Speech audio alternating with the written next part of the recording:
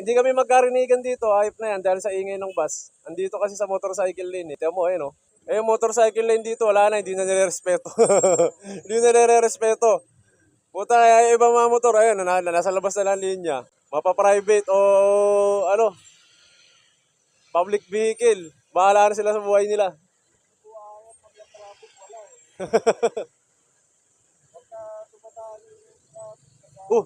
Puta, nag-iba yung motorcycle eh. Nakala ko nyung dito.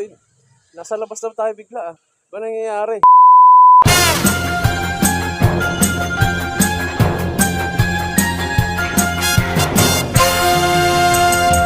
Dayagi yung hiniram kasi ni Reed yung motor ni Kong. 'Di ba BMW? Hindi mo ba nakikita yung motor ni Kong BMW? BMW na kulay green, M1000 RR. Nag-reaction video dun si Kong sa live stream. Nagugulat si Kong sa ginagawa ni Reed eh. Yung kahit ang sikip-sikip, puta yun na papasukin, ihahataw. Agiwin na wasi-wasi-was pa yung motor kahit kahit nagpapaliwanag siya. Talaga na alam niya yung ginagawa niya. Legendary na pagdating sa motor yun eh. Pro na kumbaga. Kasi iba-ibang motor na yung mga tinesting niya eh. Puta, mapipilitan tayo lumabas sa linya. Tapos yung masikip na pagitan, papasukin niya sa gitna. Sabay hataw. Kaging lupit. Boss Reed, di kasya dyan, Boss Reed, ha? Uy! Napapaiwas din si Bossing. Medyo okay naman ito kasi yung manibela niya. Di saan talaga siya? Pro talaga. Adventure. Tapos mababa. Throttle. Uy! Malayo ba yun? Malayo naman yun, no? Malayo naman. Kasi wide kasi, pre. Wide lens lang, no? Mukha lang malapit. Ayan, oh. Pag di naman kasha! Ba't pag... Putong mo! Sasabihin ko sana pag di naman kasha, di niya pinapasok. Buti na kasha. Buti na posko.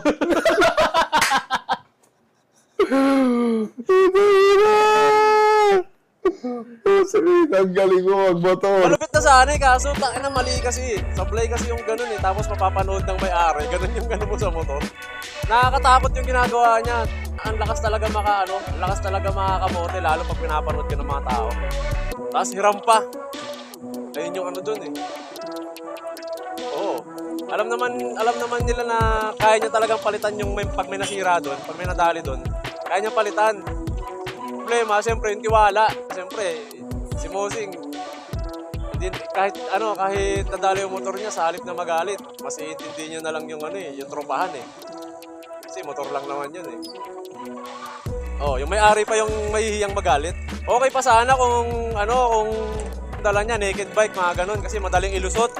Ayun, sports bike eh. Ibig sabihin, talagang pro na talaga siya. Malupit talaga siya. Kaya lang, siyempre, pag naka-video yun, maraming mga makakanood eh. Maraming magkakaroon ng idea na eh. Pwede pala yun? Pwede kang gayahin.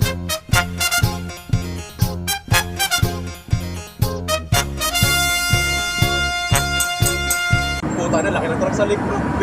Dito, kailangan dito. Tignan mo yung blind spot nito eh. Kailangan makuha mo yung kita ka eh. Ayan o.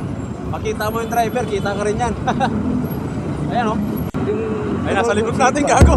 Nasa likod natin. Hindi naman tayo basta-basta makakalipat ng linya. Tulad mo sa C5, pag mga mababagal lang yung mga truck, tapos... Sir! Easy lang, sir. Ano? Sa C5, yung mga ganyan, sobrang traffic, tapos lalaki ng truck. Obligado ka sa gitna katadaan eh. Kasi dalawang linya lang, lalo na pag sa flyover. Obligado Hindi, tulad ka niya ito. Nasa gitna niya tayo. Yan yung mga mahihirap eh. Hindi ako gumigilid. Kasi para kita niya ako. Mahirap yan. Mahirap yung mga blind spots sa truck. Mamamatay ka nang walang kalaban-laban. Putangin na. Napaaga pa. Sa halip na mga isang buwan pa yung itatagal natin. Okay nga. Napaaga tuloy kasi nasagi ka ng truck. Hindi, kaya nga Kaya nga sa mga blind spotan. Diyan, siyempre, pag maghahatid ka, tangin na yun yung iingatan mo talaga. Huwag ka basta lusot ng lusot. Ay, yan yung pinaka ko talaga. Kaya Pwede kang lumusot kapag traffic kasi wala namang hindi naman makakagalaw yung truck doon. Ang problema, pag nakulong ka doon sa blind spot niya, Oo, yun. doon, tangin na, tapos ka doon. Sumingit-singit kasi. Hindi mo natansya, hindi ka pala kasya, Oo. tapos biglang umusan. Tapos naipit ka. Eh, blind spot. Ayun. Ayun, tangin na, kwento ka na lang. Tsaka sa mga nakakakwentuhan kong driver ng truck, hindi naman sa siguro lahat. Ano, pag nakasagi sila ng tao, ayun, kumbaga, inaano na nila, Tatapusin na. tinutuluyan na nila. Tatapusin na. O Kasi- yung iba ganun. Oo, gagi, yung iba ganun. Kasi para ano lang daw, para isang bayaran lang, ganyan. Isang sakitan lang ng Oo, ulo. hindi na ano. Pero kontensya pa rin yun, no? Oo, Ayun. ang brutal ng ganun, gagi. Tutusin talaga, ang brutal talaga niya, pero may napapanood ako sa mga news, mga balita na nakagalit yung mga ano, kasi buhay pa daw sana. Oo. Parang dinaanan pa ulit, pinasadaan pa ulit. Kita kaya doon na ano, natuluyan. Mga witness lang na ini-interview sa news. Kung ano yung nangyari, nandito ka ba sa pangyayari, parang gano'n, tapos sasabihin nila yung ano, yung kwento, inatrasan mo ito kaya. Parang sinasadya na kasi nila yun eh. Sinasadya, yung dahil nga doon sa ganun. Kaya siyempre, takin na, bago ka umabot doon, hindi ako nakapagsignan. Bago ka umabot sa ganun, ikaw na lang din yung iiwas doon sa ano eh, sa ikakapa. Kasi minsan, puta, ikaw din yung ikaw din yung gagawa ng ikakapahamak ko eh. Ikaw rin gumuguhit sa palad mo eh. Yung pagsabi, katapusan mo na, hindi. Puta, minsan, takin na, ikaw din yung, ikaw rin yung gagawa ng ikakapahamak eh. Okay sana kung doble ingat ka, pero ikaw pa rin yung dinisgrasya. Oo. Yung ganon. Pero yung Talaga, ingat ka na. disgrasya ka dahil sa katangahan mo. Ay, Yung magdadrive na magdadrive ng lasing, kaya siyempre pag lasing ka, isa pa bakit yun. nahataw ka ng hataw, wala ka nang iniisip, hataw ka na lang, tapos kahit intersection, naka-red lights, hataw ka pa rin. Ano ka, ambulansya? Parang kakarirahin pa ako nito ah. Sige ah. Iwan! Iwan. Tapos yung driver, tatangin na, maghahatid lang sana ng deliver, puta na kulong pa. Kung sino pa yung nakabahala. Oo. Nakabahala na nga dahil Wala ka. Tapos isipin mo, no, driver ka ng kotse, o kaya truck, kung mag-deliver ka lang, maghahatid ka lang ng deliver. Tapos may nakaka-encounter kang kamote, at sabi nakulong ka bigla. Nakulong ka bigla. Puta, mag-undertime ka pa sana kasi birthday ng anak ko. May maaga ka uuwi. Kasi hindi ka na pala aabot kasi mapukulong ka. Yung mga ganun, kabala ka, nakulong ka pa. Kita ang pulang sasakyan na nakasalubong ng umovertake na motorcycle rider. Ang rider bumagsak at nagulungan ng trailer truck. Inaresto ng Cainta Police ang truck driver. dito sa Pinas ganun yung ano natin eh. Okay lang naman sana kung gawin yung ganun. Basta walang madadamay. Kaso malabo kasi yun, nasa Dito kasi public. sa Pinas, ganun yung sistema natin eh. Hindi, binabago na. Kahit kasalanan ng- Hindi, parang binabago na ata ngayon yun. Sa ano? Hindi. Nakalimutan ko eh. Kasi Kasi di ba ganun? Usually kadalasan sa nangyayari. Kahit kasalanan ng rider. Pag namatay yung rider, makukulong pa rin yung nakabangga eh. oo. Pero pagka pagbuhay, arigluhan lang yun. Pagbuhay, aregluhan lang, gano'n. Pero kawawa pa rin yung mga ano, no? Dahil lang sa mga kamote, ang daming natadamay. Iba nga, sila na may kasalanan, galit pa eh. Wala silang pakialam. Hindi, meron din naman. Marami naman na-encounter na talaga nagbibigay talaga sila. Kaya papaunahin ka nila. Kasi kung, Yun nga, hindi naman natin nila lahat. May ilan-ilan lang. oo. Na sila na nga yung mali, sila pa yung ano. Katulad nito dito, yung 4-wheel siya, ay yung takbo ko siguro mga 40, 30, mga ganun kasi galing na ako sa tablet eh. Gulat ako parang yung bios, biglang lumiko ng pakanan, sabay biglang signal light, hindi ba naman animal? Yung panalangin ko, huwag umabot eh, yung preno ko sagad eh. Buti na lang, tumama, gulong lang eh. Kaya nga ginagawa ko, bantay sarado eh. Sa Tapos, FBO eh. sasabihin pa ng driver, nakasignal daw siya. Oy, isa pa yun. Wala lang akong dashcam eh. Isa pa yun, yung pag nakasignal, akala priority na sila sa Kaya daan. hindi nakasignal siya. Nung lumiko na.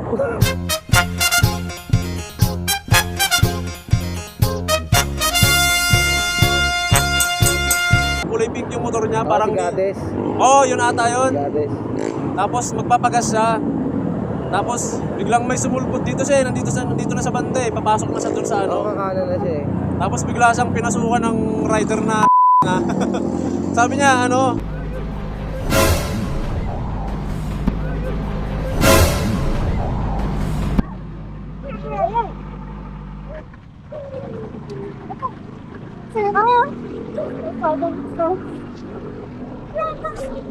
Ako, ano? Kuya, nakasignal ako. Kahit na nakasignal ka eh, bakit bigla kang kumanan? Kuya, Petron ka. Nagkalaman ka ate! Ay ka bumagal sa akin! Ako ba bumangga? Gabi! Kuya, ako yung nandito. Paginis ako. Ikaw bumagal sa akin ha! Di ba kita ako nakita ako? Kita yung CCTV pastos Meron akong CCTV, meron pa ako Hindi mo yung 360. Kuya, kitang-kita sa camera binangga mo. Uy, Hindi kita binangga! ang bilis ng takbo mo eh. nakasignal na nga eh. Hindi lang ni Gades doon. Oo, nakasignal ka, pero hindi ka pa rin priority. Kailangan mo pa rin lumingon talaga. Hindi, ayun lang ang ano. Hindi, tama lang naman din naman siya. Kahit sa batas, tama rin siya doon. Oo, tama. Ang problema, hindi siya, Pero, hindi siya siyempre, naging... bilang sa'yo, Gago. Akala ko magre-red. Kasi may pumito. Tapos, siyempre, bilang safety rin para sa'yo, di ba? hindi, para sa kanya din Para sana sa'yo eh. lang din iisipin mo eh. defensive driver. Oo. Pero minsan, hindi, malay mo naman, ganun din talaga siya. Defensive driver din talaga siya. Kaso, Di naman natin natapat lang yung time na yun, doon pa siya nalingat. Tapos parang nagganun. nalingat lang din siguro siya na hindi niya napansin. Kasi mabilis din talaga yung ano eh. Yung Rusi yun, parang Rusi na TMX na ano, na motor. Parang barako yung Oo. tsura. Parang ganun yung Kaya galit na galit yung ano eh, galit na galit yung Galit driver pa eh. eh, galit Ito pa sa yung pain ng driver eh. ano eh. Parang akala mo siya yung biktima eh. Yun lang eh. Ikaw bumagal sa akin ha! Di ba kita ako nakita ako? Ang malas niya eh, punta kita sa video. Ano nangyari? Wala siyang kawala doon. Yung ganun, ang dali na lang sabihin, pasensya na. Ang dali na lang gumanon eh. Oo, dali. Kahit sabihin mo ikaw yung tama, puta, magganun ka na lang para wala nang argue. Para tapos na agad. Paano kung yung nakasagian mo, nangingiring ng pasensya sa'yo, di ganda ng usapan. Di ba? Puta, isa na yung mali. So, pag nagalit. Yung driver na yun eh. Dali-dali lang naman humingi ng pasensya. Kaya nga, ang pangalan na? Si Gades. Ang pinapanood ko yun eh, pero hindi ko na ano yung ano eh, napadaan lang sa Parang akin eh. siya eh. Hindi ko na natandaan yung pangalan. Pero ano siya eh, paano kung ano siya, yung matatakutin, pag sinigaw-sigawan, sabay ano na, yung matutrauma agad, paano kung gano'n yun, di nagpus pa siya ng ano, problema dun sa ano ng nasagi niya. Hindi, kung ikaw na nga nakasagi eh. Tapos ikaw pa yung nagalit. Lakas din ang tama ron eh. Siya Ano lang. ba nangyari dito? Ba't tumambay sa ano? Alis muna tayo, wala naman eh. Tsaka naka-red. Kaya pala eh, puro sasakyan eh. Ano, luwag-luwag, ayaw niya umubante. Yung dati yung pasahero yun eh. Pagka ganun guys, kunyari nadaan kayo sa ano, na-encounter niyo yung ganung sitwasyon na nagkaroon kayo ng ano, ng kasabutan o parang tipong pa-road rage na. Adjust ka na agad, para tapos na agad, wala nang argue. Kahit sabihin mo ikaw yung tama, wala nang makawala dun eh. Ito basta to, sulpot ng sulpot. Ayan o.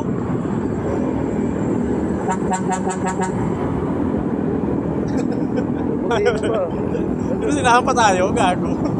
Kusina ka pa. Parang ano eh, parang papalisin pa tayo sa linya eh. Baka naglalako ng puto-puto yan eh. Baka naglalako lang. Naglalako ng puto-puto yan. Kung yung kusina eh. Punta ka sa kaliwa, gagit. Kaliwa tayo?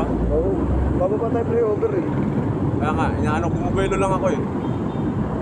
Oh, may jeep. Ayan o, di ba? Punta kung di ako tumingin sa side mirror ko. Sa pulsa na tayo doon.